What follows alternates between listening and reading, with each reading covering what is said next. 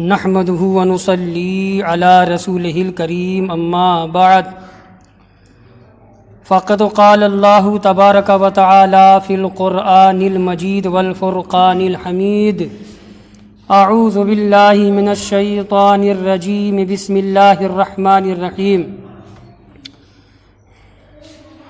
وَكَمْ مِنْ قَرْيَةٍ أَهْلَكْنَاهَا فَجَاءَهَا بَأْسُنَا بَيَاتًا أَوْ هُمْ قَائِلُونَ فَمَا كَانَ دَعْوَاهُمْ إِذْ جَاءَهُمْ بَأْسُنَا إِلَّا أَنْ قَالُوا إِنَّا كُنَّا ظَالِمِينَ فَلَنَسْأَلَنَّ الَّذِينَ أُرْسِلَ إِلَيْهِمْ وَلَنَسْأَلَنَّ الْمُرْسَلِينَ صدق اللہ العلی العظیم۔ بزرگوں اور عزیز دوستوں، آج میں نے آپ کے سامنے 3 آیتیں پڑھی ہیں، چوتھی، پانچویں، چھٹی۔ اللہ پاک فرماتا ہے وَكَمْ مِنْ قَرْيَةٍ أَهْلَكْنَاهَا، بہت سی بستیوں کو ہم نے ہلاک کر دیا۔ اللہ پاک فرماتا ہے بہت سی بستیوں کو ہم نے ہلاک کر دیا، برباد کر دیا۔ فجاءها بأسنا، ہلاکت کی کیفیت بیان ہو رہی ہے، کیسے ہلاک کیا۔ اللہ پاک فرماتا ہے فجاءها بأسنا، تو ان بستیوں پر ہمارا عذاب آیا، تو ان بستیوں پر ہمارا عذاب آیا۔ بیاتن او ہم قائلون، بیاتن رات میں، او ہم قائلون یا جب کہ وہ دن میں آرام کر رہے تھے۔ ترجمہ ہوا آیت کا۔ تفسیر میں کیا کہہ رہے ہیں امام بغوی علیہ الرحمہ؟ وَكَمْ مِنْ قَرْيَةٍ، کہتے ہیں کم خبریہ ہے، اس میں تکثیر کا معنی ہے۔ کم عربی میں تکثیر کے لیے آتا ہے، جس کے ترجمہ اردو میں کرتے ہیں بہت ساری چیزیں، بہت سارے لوگ ایسے۔ تو قریہ منے بستی، وکم من قریتن، کہہ رہے ہیں کہ بہت سی بستیاں، کم للتکثیر، اور ربا بھی آتا ہے، کہتے ربا للتقلیل، تو کم تکثیر کے لیے اس میں کثرت کا معنی ہوتا ہے۔ بہرحال یہ سب عربی بحث ہے۔ تو کہنا کیا چاہ رہے ہیں؟ اہلکناہا، کہتے ہیں عذاب، بالعذاب، عذاب دے کر کے۔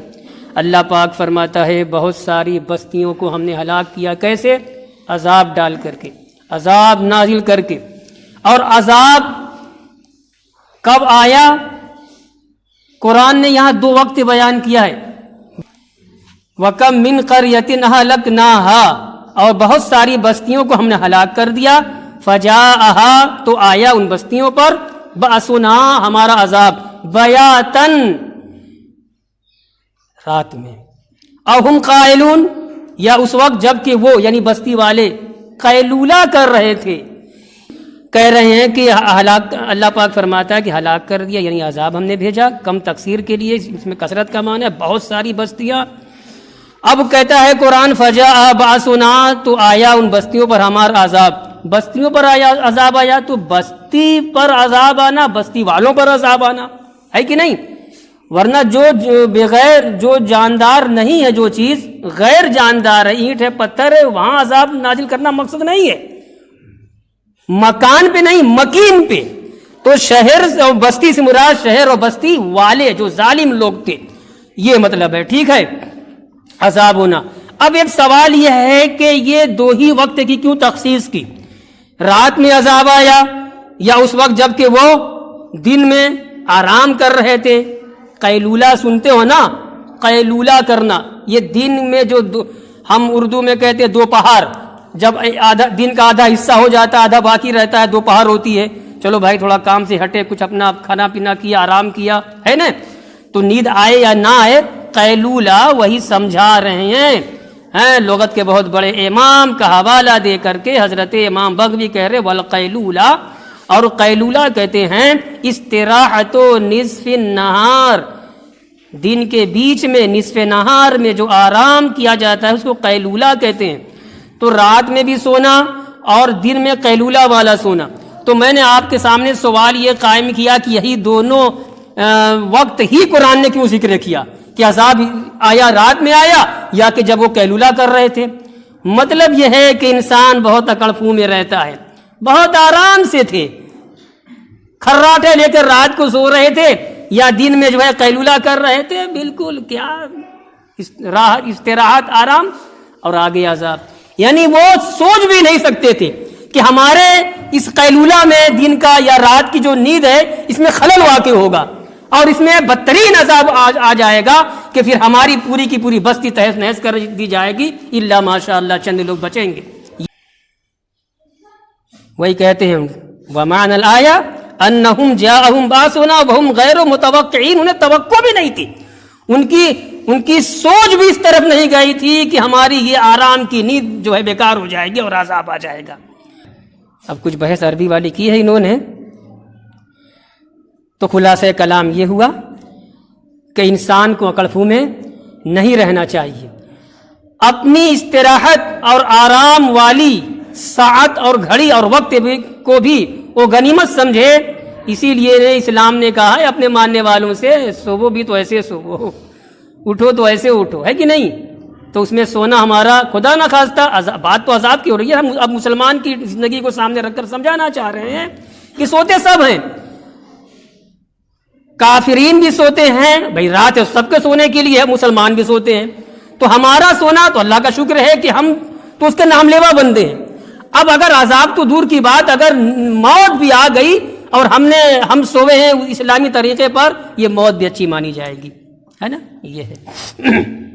چلیے دوسری آیت، کَانَ دَعْوَاهُمْ اِذْ جَاءَهُمْ بَأْسُنَا إِلَّا أَنْ قَالُوا إِنَّا كُنَّا ظَالِمِينَ فَمَا كَانَ دَعْوَاهُمْ اِذْ جَاءَهُمْ بَأْسُنَا، تو جب ان کے پاس ہمارا عذاب آیا، تو جب ان کے اوپر ہمارا عذاب آیا، اللہ فرماتا ہے جب ان کے اوپر ہمارا عذاب آیا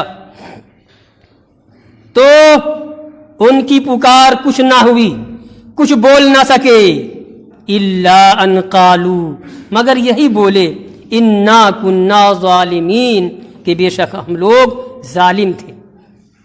کیا مطلب ہوا؟ جب عذاب آ گیا، ابھی میں نے کہا کہ اللہ ماشاء اللہ چند لوگ، تو زیادہ تر تو لوگ ہلاک ہو گئے، زیادہ تر ظالمین کافرین ہلاک ہو گئے، اور جو کچھ تو مر گئے، وہ کیا بولیں گے؟ جو کچھ بچے تب انہوں نے اعتراف کیا کہ ہم لوگ ظالم تھے، اور اعتراف اس وقت کیا جبکہ اس اعتراف کرنے نے انہیں فائدہ نہ دیا۔ اس لیے اعتراف جرم سزا سے بہت پہلے ہونا چاہیے، سزا ہی کے وقت اعتراف جرم اب کوئی معنی نہیں ہے۔ یہ تمہاری یہ مجرم کی، یہ جانی کی، یہ خطا کار کی کا یہ دوہرا جرم ہے۔ ایک تو جرم کیا، پھر چھپایا رہا، جھوٹ بولا، ہم نے نہیں کیا، ہم ایسے نہیں تھے، یہ سمجھ گئے آپ؟ اب تفسیر کیا کر رہے ہیں؟ دعواہم پر کہہ رہے ہیں کہ لفظ دعویٰ دونوں معنی میں آتا ہے۔ دعویٰ ادعا، دعویٰ کا معنی ہوتا ہے کسی چیز کا دعویٰ ٹھوکنا، اور دعویٰ کا ایک معنی دعا کا بھی ہوتا ہے۔ یہاں دعویٰ سے مراد دعا ہے۔ کہہ رہے ہیں قولہم و دعاہم و تضرعہم، ہے نا؟ تو ان کی دعا، ان کی پکار کچھ نہ ہوئی، بس یہی کہ انہوں نے کہا کہ ہم ظالم تھے، اپنے جرم کا اعتراف کیا۔ الا ان قالوا انا كنا ظالمین کی تفسیر جوڑ رہے ہیں، معنی ہو آیت کا مفہوم، معنی یہ ہے لم يقدروا على رد العذاب، یہ اس وقت اعتراف کیا ہے کہ ان کا کچھ بس ہی نہیں چلا۔ اگر وہ ان کا بس چلتا، سمجھانے کے لیے کہہ رہا ہوں، اگر ان کا بس چلتا تو جو مرے اور جو بچے ہیں، اگر ان کا بس چلتا تو عذاب کو روک دیتے، مگر کہاں ہے؟ وہ تو اللہ کا عذاب ہے، کون روک سکتا ہے؟ تب جب عذاب کو روکنے پر وہ قادر نہ ہو سکے، تب کہہ رہے ہیں انا کنا ظالمین، ہم لوگ واقعی ظالم تھے۔ کہتے معنی ہو لم یقدروا علی رد العذاب، اس کا معنی یہ ہے کہ وہ ظالمین جب عذاب کے رد پر قادر نہ ہو سکے تو یہ اعتراف کیا۔ وَكَانَ حَاصِلُ أَمْرِهِمْ الْاعْتِرَافُ بِالْجِنَایَةِ، اور ان کے معاملے کا حاصل یہ ہے کہ انہوں نے جنایت کا، جرم کا اعتراف کیا، حتیٰ لا ينفع الاعتراف، یہاں اور اس وقت اعتراف کیا جبکہ اعتراف نے انہیں فائدہ نہ دیا۔ دو آیت آج کی تیسری، نَسْأَلَنَّ الْمُرْسَلِينَ، اللہ پاک فرماتا ہے فَلَنَسْأَلَنَّ، تو ہم ضرور پوچھیں گے، سوال سب سے ہوگا، سوال سے کوئی خالی نہیں ہوگا۔ اللہ کے یہاں جو عدالت قائم ہوگی نا، اس عدالت میں، محشر کی عدالت میں کوئی بھی شخص سے انسان باقی نہ رہے گا، سب سے پوچھا جائے گا۔ کئی خراب کتنا کہو، آدم علیہ السلام سے لے کر اب تک قیامت پتہ نہیں کب آئے گی، یعنی بے شمار انسان، اور سب کا حساب ہوگا، فردن فردن سب سے پوچھا جائے گا، سب کی ذمہ داری کے بارے میں پوچھا جائے گا۔ نبی اور رسول بھی نہیں بچیں گے، ان سے بھی پوچھا جائے گا۔ جب نبی اور رسول نہیں بچیں گے تو ہمارا آپ کا کیا شمار ہے؟ اللہ پاک فرماتا ہے فَلَنَسْأَلَنَّ الَّذِينَ أُرْسِلَ إِلَيْهِمْ، تو ہم ضرور سوال کریں گے، ہم ضرور پوچھیں گے، الَّذِينَ أُرْسِلَ إِلَيْهِمْ، ان لوگوں سے جن کے پاس پیغمبر بھیجے گئے، یعنی امتوں سے پوچھیں گے۔ اللہ پاک فرماتا ہے قوموں سے پوچھیں گے، امتوں سے ہم سوال کریں گے۔ تفسیر اب کیا جوڑتے ہیں، کیا سوال کریں گے؟ اللہ کا کیا سوال ہوگا؟ امتوں سے، قوموں سے، تمہارے پاس ہمارا رسول آیا کہ نہیں آیا؟ تم نے ہمارے بھیجے ہوئے پیغام کو قبول کیا یا نہیں کیا؟ کیا جواب دیا؟ ظاہر سی بات، یہ پوچھا جانا کیوں ہوگا؟ وہ تو علیم و خبیر و بصیر ہے، اللہ وہ خوب جاننے والا ہے، اور اس کے علم سے کائنات اور ساتوں آسمان اور ساتوں زمین کا کوئی ماسہ، کوئی ذرہ، اور ساتوں سمندر کا کوئی قطرہ اللہ کے علم سے خارج نہیں ہے، باہر نہیں، وہ سب جانتا ہے۔ اس کا علم ازلی ہے، ابدی ہے، ہمیشہ سے ہمیشہ اس کا علم رہے گا، سب جانتا ہے، مگر پھر بھی پوچھے گا۔ یہ پوچھنا حجت ہوگا، قوموں کے خلاف دلیل ہوگی، دلیل نہیں، دلائل کہیے، بہت سے دلائل ہوں گے نا۔ قوموں کے خلاف جو جھٹلانے والی قوم ہوگی، مکار قوم ہوگی، کافرین، منافقین، مشرکین جو ہوں گے، آپ تو بار بار سنتے ہیں نا، ارے وہ کیا سارے انسان کی اعضا گواہی دیں گے؟ تو انسان کے اعضا کا گواہی دینا یہ خود ایک دلیل ہو گئی۔ نبی وہاں کہیں گے اللہ کے سامنے، نبی اور اپنی امتوں کے سامنے، یا اللہ جو پیغام تو نے ہمیں دے کر کے بھیجا ہم نے پہنچا دیا، یہ سامنے ہماری امت ہے، قوم ہے، مولا تو خوب جاننے والا ہے، دوسری دلیل ہو گئی۔ تیسری شہادت، تیسری دلیل کیا ہوگی؟ وہ پورا رجسٹر نکلے گا، ملائکہ پیش کر دیں گے جو لکھنے والے ہیں، یہ تیسری دلیل ہے۔ کہاں سے کوئی اللہ کی بارگاہ میں جھٹلا پائے گا؟ یہ زبانیاں بڑی مکار ہے، وہاں بھی بولنا چاہے گی، مہر لگا دیا جائے گا، زبان پر تالا بند کر دیا جائے گا، اور آزا بولیں گے، ملائکہ اپنی شہادت پیش کریں گے، انبیاء الگ کہیں گے، ہے نا۔